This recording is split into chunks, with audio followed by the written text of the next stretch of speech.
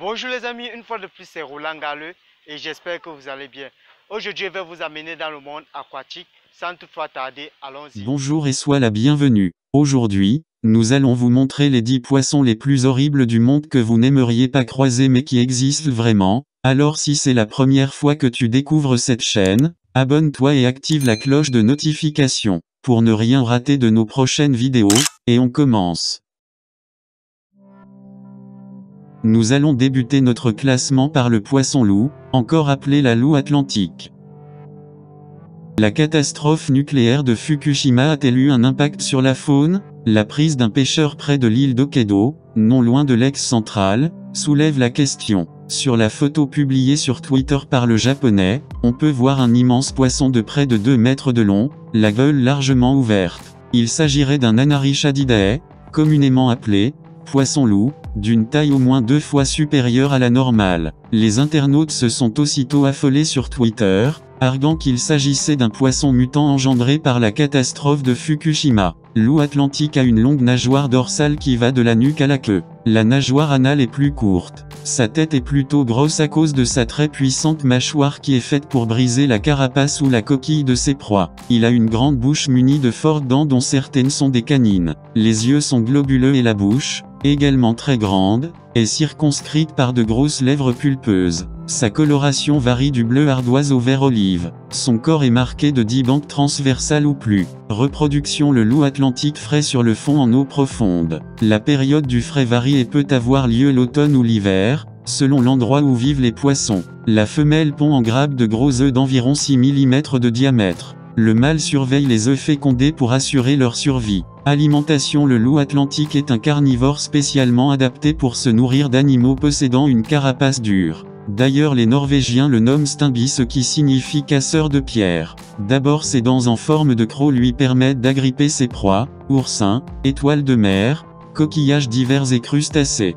De plus, on retrouve, sur son palais, une ou deux rangées de grosses dents aplaties, les dents palatines, semblables à des molaires, qui servent à broyer la carapace de ses proies. Après avoir broyé la carapace de ses proies et avoir recraché les morceaux de coquille, le loup atlantique peut enfin en manger la chair. Cependant l'examen du contenu stomacal des loups tachetés nous porte à croire qu'il avale malgré tout une bonne partie des débris de coquille et de carapace de ses proies, moules, crabes, oursins. Ces débris de coquille et de carapace qui s'accumulent à l'entrée de sa cachette nous permettent de savoir que ce lieu est occupé par le loup. Prédateur. Le loup atlantique adulte a peu d'ennemis. Il a tendance à se cacher sous et entre les rochers, ce qui lui permet d'éviter de nombreux prédateurs. Pourtant la morue et le requin du Groenland s'y attaquent volontiers. De plus, les jeunes sont mangés par la morue, alors que les alevins intéressent les poissons de fond. La pêche commerciale du loup atlantique est maintenant interdite à peu près partout. Il est cependant encore possible d'en trouver car il est très apprécié en haute gastronomie. Ces loups atlantiques proviennent généralement d'Islande, mais il peut aussi s'agir de prises accessoires,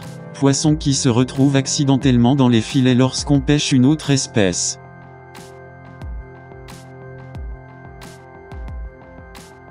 Avez-vous déjà entendu parler du blobfish, surnommé le poisson le plus laid du monde? Suivez-nous dans les profondeurs de la marine, pour découvrir ce poisson. Avec son apparence de visage humain déformé, le blobfish est une créature juste sortie de nos pires cauchemars. Selon les experts, le blobfish, ou selon son nom savant le Psychrolute marsidus, est au choix le poisson le plus laid, le plus répugnant ou le plus terrifiant de la planète. Son corps hideusement déformé et presque sans arête. Uniquement gélatineux et couvert de mucus. Le plus dérangeant avec ce poisson, c'est qu'il a comme un visage humain. En général, on évoque les yeux des poissons ou leur bouche, pas leur visage. Ils n'en ont pas. Le blobfish en a un avec des lèvres, des yeux et un nez énorme. Selon la légende, le bougre cartilagineux serait doté d'une certaine forme d'intelligence primitive et aurait servi autrefois de lampe à huile sacrificielle lors des rites offerts à Dagon par les habitants mi-hommes mi-batraciens d'Innsmouth. Plus sérieusement, il a été découvert en 1978. Les biologistes marins se veulent rassurants pour les baigneurs. Il y a peu de risques de rencontrer cette monstruosité, visqueuse au bord de l'eau. Il vit très profondément au large des côtes de la Tasmanie, et de l'Australie, et quelques-uns ont été observés non loin des côtes californiennes. On trouve le blobfish à des profondeurs où la pression est près de 100 fois supérieure à celle de la surface, pour y résister. La chair du blobfish est principalement constituée d'une masse gélatineuse dont la densité est plus faible que celle de l'eau, ce qui lui permet de flotter au-dessus du fond de l'océan sans avoir à dépenser la moindre énergie pour nager. Le blobfish a donc très peu de muscles. Cela ne l'empêche de dévorer au passage de petits mollusques. Comme le souligne le site rolandgale.com, le blobfish n'est pas une invention. Il existe bien, mais peut-être plus pour longtemps, car ce hideux petit poisson, un adulte peut mesurer jusqu'à 35 cm, que l'homme peut rarement l'observer vu son habitat naturel inaccessible, est menacé. Comme de nombreux poissons des profondeurs, il est souvent pêché par le chalutage de fond, et comme il n'est pas comestible et que sa masse gélatineuse se dessèche en quelques minutes, les pêcheurs s'en débarrassent immédiatement. Problème supplémentaire, son rythme de reproduction est très lent. Certains nids ont été découverts, ils comportent de 9000 à 108 000 œufs, mais peu arrivent à échapper aux prédateurs. Dans les eaux douces de l'Amérique du Sud, le pacu a la mauvaise réputation de dévorer les testicules. Le pacu est un poisson d'eau douce d'Amérique du Sud que l'on trouve dans la plupart des rivières et des ruisseaux dans les bassins fluviaux de l'Amazone et de l'Orénoque, mais ils ont également été signalés aussi loin que la Papouasie-Nouvelle-Guinée, où il a été introduit artificiellement à l'aide de l'industrie de la pêche locale, et même dans l'Océan entre le Danemark et la Suède, et encore plus surprenant dans la Seine à Paris. Le pacu est affilié aux piranhas carnivores, les deux partageant la même sous-famille Serrasalminae, même s'ils ont des habitudes alimentaires différentes. Le piranha est une espèce carnivore tandis que le pacu est omnivore à tendance végétarienne. La différence se manifeste au niveau de leurs dents, le piranha a des dents pointues, acérées, tandis que le pacu les a plus carrées, plus droites, et ressemble étrangement à celles de l'homme. Les pacus utilisent leurs dents essentiellement pour broyer les noix et les fruits,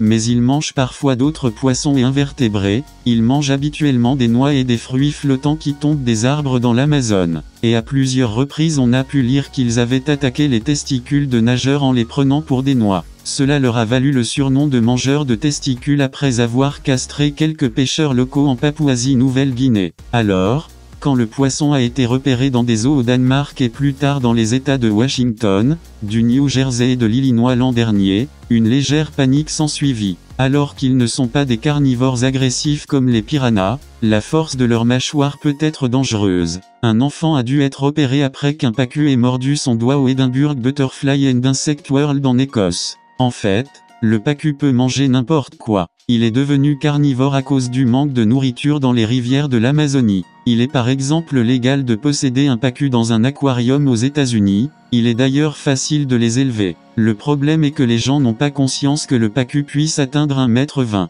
Beaucoup trop gros pour leur aquarium, les gens les relâchent dans les lacs et rivières près de chez eux, d'où leur présence dans des endroits étranges pour leur espèce comme au Danemark. Eh bien, en parlant du poisson mangeur de testicules, connaissez-vous son cousin le piranha? Piranha provient des langues tupi-guarani, parlées le long des grands fleuves de l'Est de l'Amérique du Sud, du Brésil à l'Uruguay, par de nombreuses populations indiennes. Le terme, que l'on écrirait originellement piranha, signifie poisson-diable. Depuis les premiers témoignages connus, ces poissons sont réputés pour leur voracité. Vénérés par certaines tribus, craints par d'autres, les légendes autour des piranhas étaient présentes bien avant l'arrivée des premiers colons. Ces derniers, impressionnés par la puissante dentition de ces poissons, ont rapidement redouté leur présence. Piranha est une appellation générique utilisée pour désigner plus de 35 espèces, regroupées dans les genres Pygocentru et Serrasalmu. Ces poissons ont une large distribution qui s'étend du bassin amazonien aux zones tropicales et subtropicales d'Amérique du Sud. Tous sont carnivores, dotés de mâchoires imposantes et de dents tranchantes. À ce jour, le plus puissant d'entre eux est le piranha noir, Serrasalmu rhombeux. Comparativement à sa taille, c'est l'animal avec la mâchoire la plus puissante du règne animal, pouvant exercer une force de morsure équivalente à 30 fois son poids. Les pêcheurs mal informés peuvent facilement y perdre un doigt. Les piranhas ont des cousins herbivores et granivores. Ces derniers appartiennent comme eux à la famille des Serrasalmidae. Ils peuvent facilement être confondus avec les piranhas carnivores avant l'âge adulte. Certaines espèces, granivores, sont surnommés pacus et jouissent également de réputation sulfureuse. Eux aussi sont munis de puissantes dentitions, mais spécialisés pour écraser les graines et non pour déchiqueter.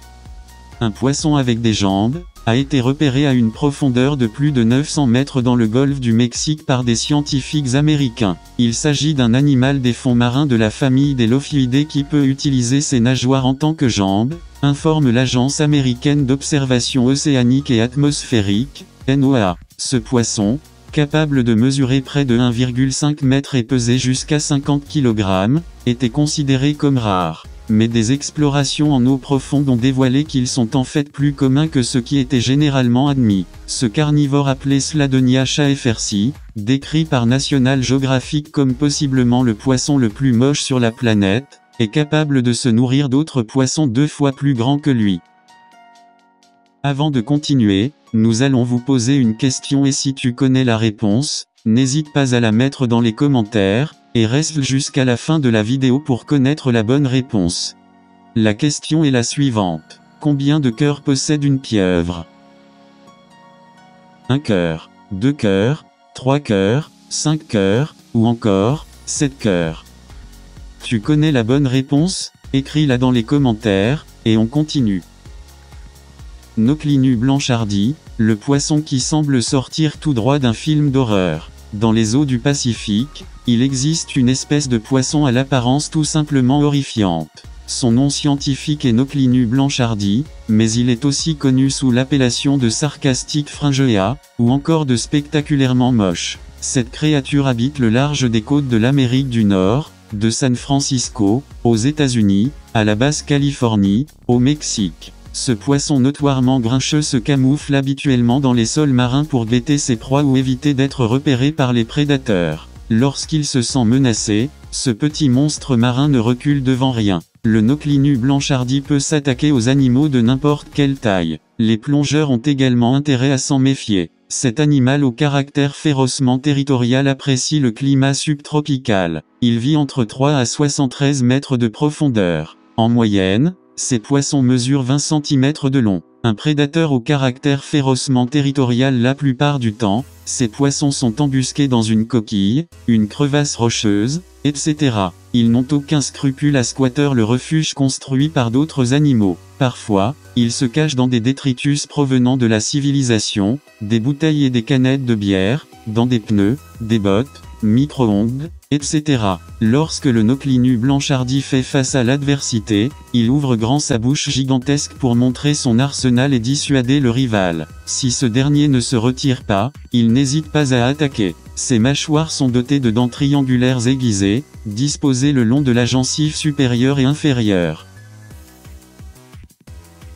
Rémora, poisson ventouse mal aimé, s'associe aux requins. Avec leur corps tristement grisâtre, le nasique, le rémora et la carangue n'ont pas l'attrait du poisson-ange à demi-cercle avec sa jolie robe noire rayée de blanc et de bleu. Pas non plus l'esthétisme du zancle cornu avec ses airs de papillon et son petit nez en trompette. Dans un aquarium, jamais ces trois-là n'attireraient autant de regards que la bouille si craquante du célèbre poisson clown. Pourtant, dans leur milieu naturel, ces espèces troïcales sont bigrement utiles, bien plus que leurs congénères aux aires de gravure de monde.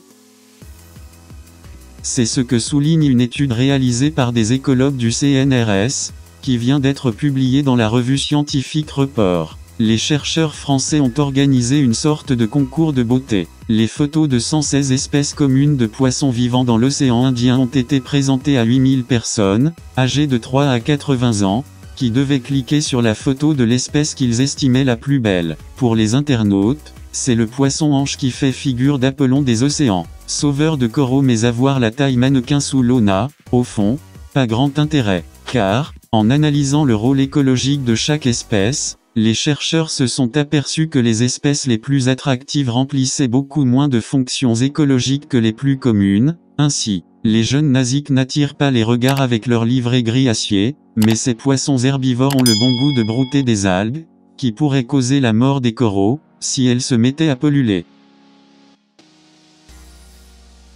La lamproie marine, surnommée le poisson vampire, est une espèce de poisson sans mâchoire. Elle possède une disque buccale garnie de nombreuses pointes cornées et d'une lame courte armée de 2 pointes contiguës. Son corps est marbré, elle possède 2 longues nageoires dorsales distinctes. Le mâle a une taille maximale de 120 cm pour une masse maximale connue de 2 kg.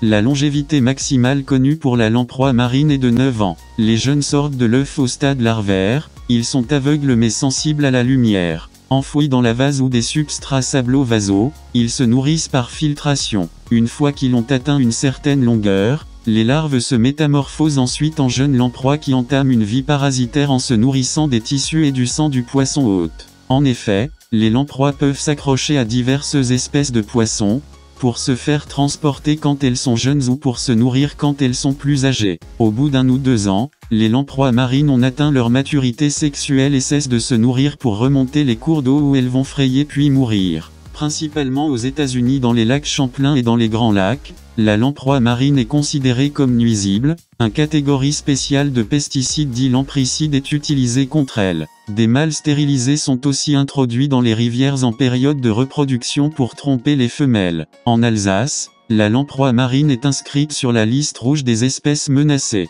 Le museau de la lamproie est constitué d'une unique ventouse pourvue de dents. Ces poissons ne possèdent pas de nageoire paire mais une nageoire simple en forme de bandeau. Ils n'ont ni écailles ni os, et leur colonne vertébrale est composée uniquement de tissus conjonctifs cartilagineux. Leur peau épaisse est protégée par une abondante couche de mucus. Lors de la fraie, entre avril et juin, elles dégagent de petites frayères, soit des lieux où se reproduisent les poissons, sur des fonds de sable ou de gravier, le plus souvent après un parcours de plusieurs kilomètres et en groupe allant jusqu'à 20 individus. La menace sur les lamproies est grandissante, constate toutefois la FSP. La Suisse comporte des dizaines de milliers d'obstacles artificiels à leur migration, autant d'écueils mortels. Ses proches parentes, les lamproies de rivière et marine, sont d'ailleurs éteintes en Suisse depuis la construction des grandes centrales hydroélectriques, rappelle la FSP. Ok les amis, cette vidéo touche à sa fin. J'espère que ce documentaire vous a plu. N'hésitez pas à me dire dans les commentaires et à lâcher des gros pouces bleus. Peut-être prochainement, j'essaierai de faire des vidéos un peu comme celle-ci. Alors sur ce, on se dit à très bientôt. Portez-vous bien. Ciao.